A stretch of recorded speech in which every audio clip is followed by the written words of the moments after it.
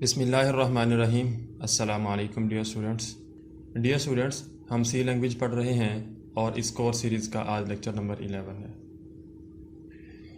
पिछले लेक्चर में हमने देखा था कि सी के अंदर कौन कौन से ऑपरेटर्स इस्तेमाल होते हैं और उनमें से हमने अर्थमेटिक ऑपरेटर्स को पढ़ा था।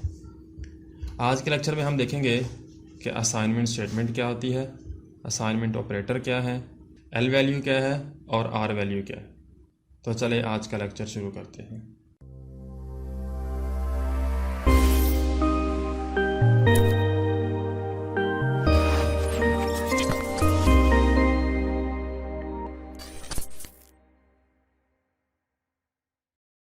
सबसे पहले मैं डेव सी प्लस प्लस को ओपन कर लेता हूँ।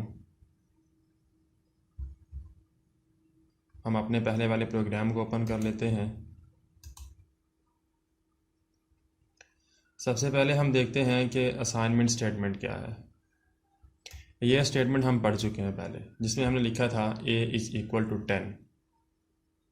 इस स्टेटमेंट से मैं आपको दोनों कॉन्सेप्ट क्लियर करवाऊंगा, असाइनमेंट ऑपरेटर का और असाइनमेंट स्टेटमेंट का। वैसे आपने गौर किया होगा कि ये वाला जो सिंबल है, इक्वल का सिंबल, मैथ के अंदर इस्तेमाल होता है इक्वलिटी के लिए, लेकिन यहाँ पे ये इस्तेमाल होता है असाइनमेंट के लिए। अगर हमने लिखा है a इज़ इक्वल टू 10, तो इसका मतलब है कि 10 वैल्यू a को असाइन होगी। हमने ये पढ़ा था कि a हमारे पास एक वेरिएबल है, इस वेरिएबल के अंदर अब 10 सेव हो जाएगा।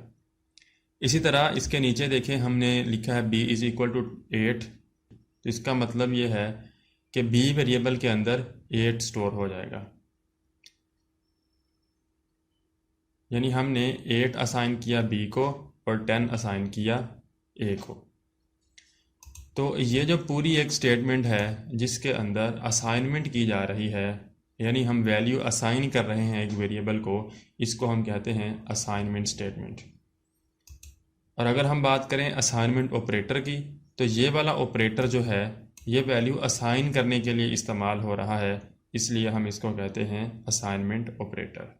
आगे हम देखते हैं एल वैल्यू क्या होती है और आर वैल्यू क्या होती है। इसके लिए मैं आपको इस स्क्रीन पर ले आता हूँ। यहाँ पे देखिए, हमने लिखा है x इज़ इक्वल टू 10। 10 जो है ये राइट साइड पे है इक्वल सिंबल के, और जो x है ये लेफ़्ट साइड पे है, इसलिए मैंने x के ऊपर लिख दिया l और 10 के ऊपर लिख दिया r। तो यहाँ पे हम 10 को कहेंगे कि ये r वैल्यू है और x को कहेंगे ये l वैल्यू है।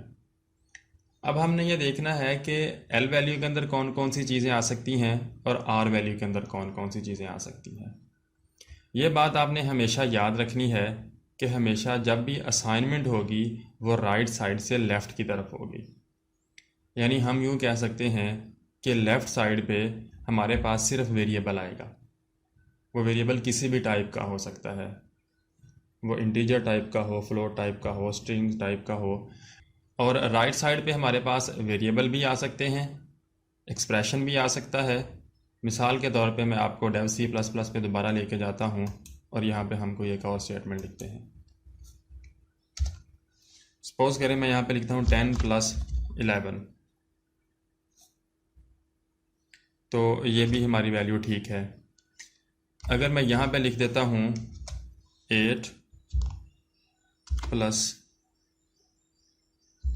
a, इसका मतलब ये है कि a के अंदर जो वैल्यू पड़ी है उसको प्लस करो 8 में और फिर असाइन कर दो b को। ये स्टेटमेंट भी ठीक है। अगर मैं इसको यूँ लिखूँ 8 इज़ इक्वल टू 3, तो ये गलत होगी। और इसी तरह अगर मैं लिखूँ 4 इज़ इक्वल टू a, तो ये भी गलत होगी, क्योंकि हमने कहा कि लेफ़्ट साइड पे हमेशा हमारे पास कोई ना कोई वेरिएबल आएगा जिसको वैल्यू असाइन होगी। अब ये तो एक कांस्टेंट है, कांस्टेंट को वैल्यू असाइन नहीं हो सकती, इधर हमारे पास वेरिएबल है। यानी इस स्टेटमेंट में हम कहना ये चाह रहे हैं कि a के अंदर जो वैल्यू है ये इस कांस्टेंट 4 को असाइन हो जाए। यह गलत होगा, 4 को वैल्यू असाइन नहीं होगी। हाँ, अगर हम यूँ लिखते हैं कि a इज़ इक्वल टू 4, यानी हम ऐसे कर देते हैं a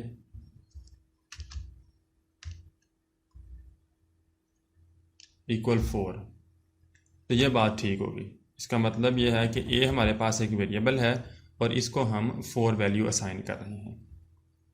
उम्मीद करता हूँ कि आपको ये तीनों कंसेप्ट क्लियर हो चुके होंगे। अगर फिर भी किसी स्टूडेंट को कोई प्रॉब्लम हो तो आप मुझे कमेंट सेक्शन में बताएं। मिलते हैं नेक्स्ट लेक्चर में, तब तक के लिए अल्लाह हाफिज़।